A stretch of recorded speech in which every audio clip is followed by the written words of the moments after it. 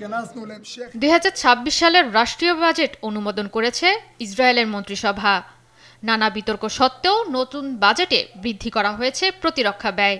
ইসরায়েলের দাবি, দেশের নিরাপত্তা পরিস্থিতি স্বাভাবিক রাখার জন্য নেওয়া হয়েছে এই সিদ্ধান্ত। শুক্রবার প্রধানমন্ত্রী কার্যালয় থেকে তথ্যটি নিশ্চিত করেন প্রতিরক্ষা মন্ত্রী ইসরায়েল ক্যাটস। নতুন বাজেটে প্রতিরক্ষা খাতে রাখা হয়েছে 112 বিলিয়ন শেকেল বা 35 বিলিয়ন মার্কিন ডলার। আগের খসড়া বিলে যা ছিল 90 বিলিয়ন শেকেল। প্রস্তাবিত বাজেটটি পাশ করানোর জন্য পাঠানো হবে ইসরায়েলি সংসদ নেসেটে। তবে ইসরায়েলি প্রশাসনের মধ্যে বিভাজন বৃদ্ধি পাওয়ায় বাজেট পাশ নিয়ে জটিলতা সৃষ্টি হতে পারে। আগামী মার্চের মধ্যে বাজেট পাশ না হলে নির্বাচনের পথে হাঁটবে দেশটি।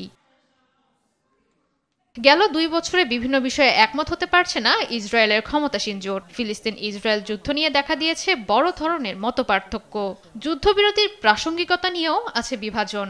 ধর্মীয় শিক্ষার্থীদের বাধ্যতামূলকভাবে সামরিক সেবা থেকে ছাড় দেওয়ার দাবি তুলেছে আল্ট্রা অর্থোডক্স ইহুদি দলগুলো, যা নিয়েও জোটে বিরোধ তৈরি হয়েছে।